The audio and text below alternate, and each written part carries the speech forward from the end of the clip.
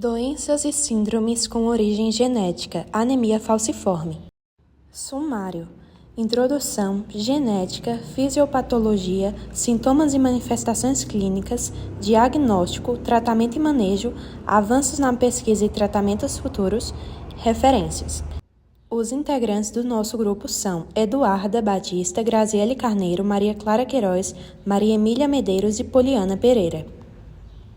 Introdução à anemia falciforme. A anemia falciforme é uma doença genética e ela é caracterizada pela produção da hemoglobina anormal. Essa hemoglobina é denominada SHBS. Essa alteração provoca a deformação das hemácias, que assumem um formato de foice, ou também conhecido como um formato de lua crescente. Ao invés de serem esféricas e flexíveis, as células falciformes são menos eficientes no transporte de oxigênio e tendem a obstruir pequenos vasos sanguíneos, resultando em episódios de dor, infecções frequentes e complicações graves, como acidentes vasculares cerebrais, é um exemplo. A prevalência da doença é maior em indivíduos de ascendência africana, mediterrânea e do Oriente Médio. Qual a história da anemia falciforme? A anemia falciforme ela foi descrita pela primeira vez em 1910 pelo médico americano James Henrich, que observou a doença em um paciente de origem africana. Desde então, a compreensão da doença evoluiu, com a identificação de sua base genética na década de 1940, quando Linus Pauling e seus colegas demonstraram que a hemoglobina S apresentava uma estrutura molecular diferente da hemoglobina normal. Nos anos seguintes, foram realizados avanços significativos na pesquisa, incluindo a identificação do gene responsável pela produção da hemoglobina S, que se localiza no cromossomo 11. Foi a partir disso que a triagem neonatal e os tratamentos como transfusão de sangue e terapia com hidroxiureia foram desenvolvidas para a melhor qualidade da vida dos pacientes. A anemia falciforme ela é causada por uma mutação genética, na qual ocorre na beta-globina da hemoglobina, de uma forma que é gerada uma hemoglobina anormal, chamada de hemoglobina S. Ela substitui a hemoglobina normal, que é a hemoglobina A, e assim, por conta dessa alteração, a hemácia ela se torna menos flexível. Com isso, a membrana ela se rompe com uma facilidade muito maior, o que se dá justamente pela diminuição da tensão do oxigênio.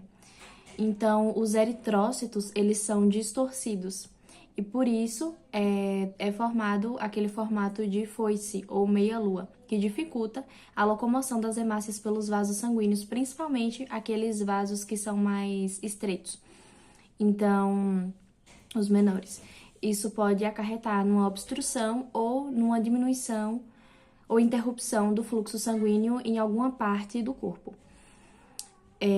Além disso, as hemácias, elas não têm uma duração, as hemácias da hemoglobina S, elas não têm uma duração tão longa quanto a hemoglobina A. É cerca de 10 a 20 dias de duração. E essa destruição precoce é justamente a causa, o que provoca a anemia. Essa mutação que ocorre na hemoglobina S, ela acontece no ponto GAT para o GTG, como mostra aí na imagem, né? No qual ocorre a substituição de um ácido glutâmico por uma valina, na posição 6 da cadeia aberta da hemoglobina. A respeito da hereditariedade, como é passada essa doença dos pais para os filhos, a gente entende que é um padrão de herança autossômica recessiva. Porque, de acordo com a imagem que dá para visualizar melhor como fica, como funciona, nós vemos que quando os pais, eles têm um traço falciforme, existe uma probabilidade de 25% de a criança que nascer não ter nem o traço, nem a doença, né? Não ter nada. 25% de ter anemia falciforme e 50% de chances de ter apenas o traço falciforme, né? Então, quando apenas um dos pais tem traço falciforme, a pessoa ela não tem a doença em si, na qual é manifestada os sintomas da anemia falciforme. Ela tem apenas o traço falciforme, mas não tem a doença em si. Portanto, se ambos os pais não tiverem anemia falciforme, não é certeza absoluta de que os filhos vão ter.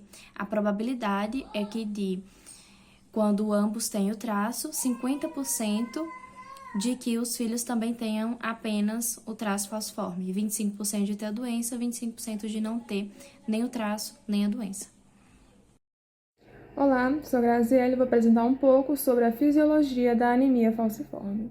Como já foi dito, essa é uma doença monogênica e ela é hoje uma das maiores ocorrências no Brasil, e ela é causada justamente pela presença dessa hemoglobina S, que é uma variante estrutural decorrente da substituição de um aminoácido da cadeia beta-globina. Essa mutação, ela altera algumas das propriedades tanto bioquímicas quanto fisiológicas da hemoglobina, o que acaba tendo uma tendência de formar agregados filibrados.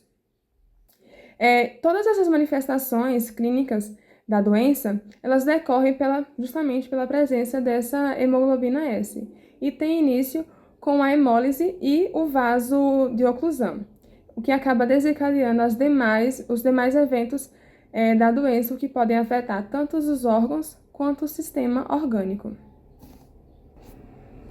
Na hemoglobina S, a valina ela substitui o ácido glutamínico no sexto aminoácido da cadeia beta.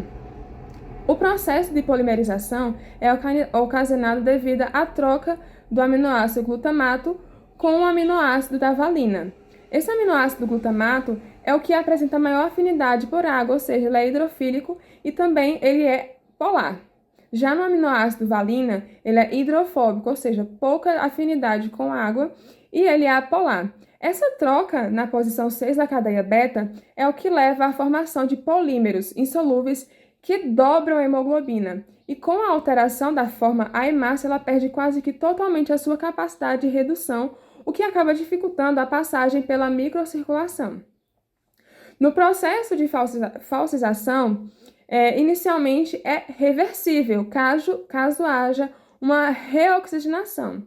A repetição do processo ele leva a danos à membrana das hemácias, e isso é o que torna a forma de foice irreversível. Na oclusão dos vasos, também causa lesões endoteliais, o que acaba resultando em inflamações e pode levar, por exemplo, à trombose. Como os eritrócitos falciformes eles são frágeis, o trauma mecânico da circulação ela causa a hemólise. E a questão da hiperatividade crônica compensória da medula, ela deforma os ossos. E o efeito desse vaso de oclusão, na maioria das vezes, ocorre na microcirculação, mas também elas podem afetar grandes artérias, como principalmente nos pulmões e no cérebro. E esse evento ele começa por meio das hemácias fragilizadas que promovem a liberação de uma hemoglobina intravascular.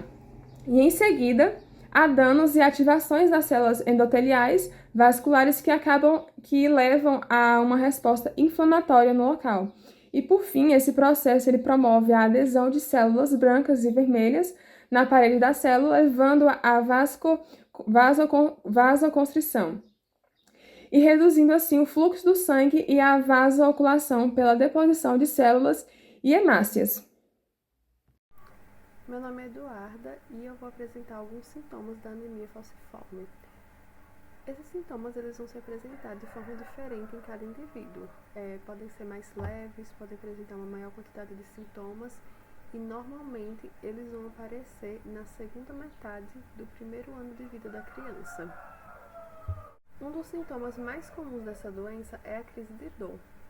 Ela acontece por causa que os vasos sanguíneos estão sendo obstruídos pelos glóbulos vermelhos em forma de foice. Essas crises de dor elas podem acontecer normalmente nos ossos e nas articulações, mas pode aparecer em qualquer parte do corpo. Além disso, ela vai ser associada com períodos específicos, não vai ser algo constante. Então, vai ser associada, por exemplo, ao tempo frio, à pré-menstruação, à gravidez, a algum problema emocional. Outro sintoma é a síndrome mão-pé. Nas crianças pequenas, essas crises de dor podem ocorrer nos pequenos vasos sanguíneos da mão e do pé. Assim, esses membros apresentarão dor, vermelhidão e também inchaço. Outro sintoma são as infecções. É comum que as pessoas que têm anemia falciforme apresentem mais infecções, principalmente as crianças. Então, elas vão ter, por exemplo, pneumonia e meningite mais comumente. Então, é importante que se souber que a criança tem anemia falciforme, no primeiro sinal de febre, já encaminhe ela para o hospital para poder ter mais chance de curar mais rápido essa infecção. Outra forma de manifestação da doença são as úlceras, feridas que aparecem na perna, normalmente assim nos tornozelos. Elas vão aparecer a partir da adolescência. E se não fizer um tratamento e não cuidar delas no início, quando elas aparecem, nesse estágio inicial, pode levar anos para que elas se cicatrizem totalmente. E por último, vamos falar sobre o sequestro de sangue do baço. O baço é o órgão responsável por filtrar o sangue. Só que em alguns pacientes, em algumas crianças que têm anemia falciforme, o baço vai sequestrar todo o sangue, fazendo assim com que leve à morte, porque vai faltar o sangue nos outros órgãos, como por exemplo no cérebro e no coração. Dentre as opções de diagnóstico, a principal realizada é o teste do pezinho no bebê assim que ele nasce, também a eletroforese da hemoglobina, porém ela não é tão confiável, pois pode haver resultados inconclusivos ou falso negativos. Portanto, o mais adequado são exames laboratoriais genéticos, testes genéticos, no qual o DNA é identificado se o indivíduo ele possui mutações associadas à anemia falciforme ou outro tipo de anemia. É essencial o diagnóstico quanto mais cedo possível, porque evita o agravamento dos sintomas da doença e faz com que tenha tratamento adequado. Por exemplo, por conta da dificuldade do fluxo sanguíneo, por conta do formato das hemácias, é muito provável que ocorra AVC. Então, quanto mais cedo souber, melhor.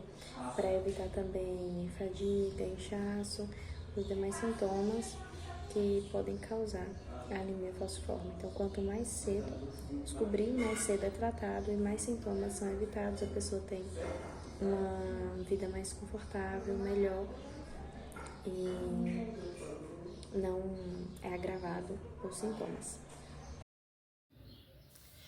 Oi, eu sou a Poliana e eu vou falar um pouco relacionado à questão dos tratamentos e manejos relacionados à anemia falciforme. Bem, é preciso a gente ter noção de algumas questões relacionadas a essa doença, desse tratamento. Então, basicamente, existem tratamentos preventivos à crise de anemia falciforme e existe tratamentos de cura dessa anemia falciforme. E também existem medicamentos utilizados quando já se tem uma crise de anemia falciforme e já é desencadeado outras questões no organismo. Bem, basicamente, dentro dessas opções, existe a transfusão sanguínea. Basicamente, essa transfusão, ela é a utilização de um sangue saudável no organismo da pessoa que tem anemia falciforme. Isso faz com que reduza a quantidade de anemia no sangue dessa pessoa, nesse organismo. Bem, durante um período de tempo. Outra opção também é a utilização de alguns medicamentos. Existe a hidroxiureia. Essa hidroxiureia ela é muito utilizada para aumentar a quantidade de hemácias saudáveis no sangue dessa pessoa. Então, ela vai fazer com que tenha a produção de células mais saudáveis. Então, faz com que reduza a quantidade de células que estão no formato de células afetadas pela anemia falciforme, né, produzidas nessa condição. Bem, além disso, existe outras opções, como, por exemplo, outros medicamentos, que eles são utilizados quando já se tem desencadeado algumas questões no organismo, como, por exemplo, uma crise crônica renal, que é utilizado outros medicamentos para isso, como, por exemplo, medicamentos disponibilizados no SUS, para essa questão. Ainda em relação a isso, existem como tratamento curativo o transplante de medula óssea. Bem, esse transplante de medula óssea, ele é basicamente feito com um paciente que tem essa questão que tem anemia falciforme. Então, basicamente, esse paciente ele passa por todo um processo de preparação de quimioterapia para que, de certa forma, mate a medula óssea que ele tem e seja colocada nele uma medula óssea saudável. E aí, a partir dessa medula óssea, vai ter a produção de células saudáveis. É esse o objetivo, de células saudáveis para que a pessoa não tenha mais essa condição. Um fato interessante é que a idade para que se pudesse fazer esse transplante era de em torno de 16, até no máximo 16 anos, o recomendado. Só que após isso houve um aumento dessa taxa de idade. E é basicamente isso, e esses são os tratamentos. Bom, partindo agora para o tratamento da anemia falciforme, para essa doença inclui principalmente os cuidados da vacinação de crianças e adultos entre 13 e 23 anos. E é importante que todas as crianças, quanto os adultos, recebam todos os imunizantes necessários. Em alguns locais, ele é ofertado a EMOP, para dar maior atenção às pessoas do interior, como acontece no Recife, no centro de Caruaru, na Serra Talhada e em alguns lugares da Petrolina. Nos últimos anos, avanços no tratamento como novas terapias medicamenosas e transplante da medula óssea têm melhorado a qualidade de vida dos pacientes. Além do cuidado médico, o apoio emocional e psicológico é essencial, com as organizações e grupos de apoio desempenhando um papel importantíssimo para a vida dessas pessoas que possuem essa doença. Hoje, há intensas pesquisas sobre o mecanismo molecular dos eventos fisiopatológicos da anemia falciforme, o que tem permitido a busca por terapias celulares e moleculares curativas. Essa terapia gênica ela tem um estudo aí de mais de 30 anos e que acaba possibilitando bastante, que é uma possibilidade real de tratamento com vários estudos clínicos. Mas ainda hoje, a terapia gênica é a que possui um maior potencial curativo para a anemia falciforme, pois não apresenta algumas das complicações, por exemplo, do transplante alogênico, que acaba também justificando esse fator do grande desenvolvimento para essas técnicas da terapia gênica. Essa iniciativa ela se baseia na metodologia da correção da célula-tronco e transplante autólogo.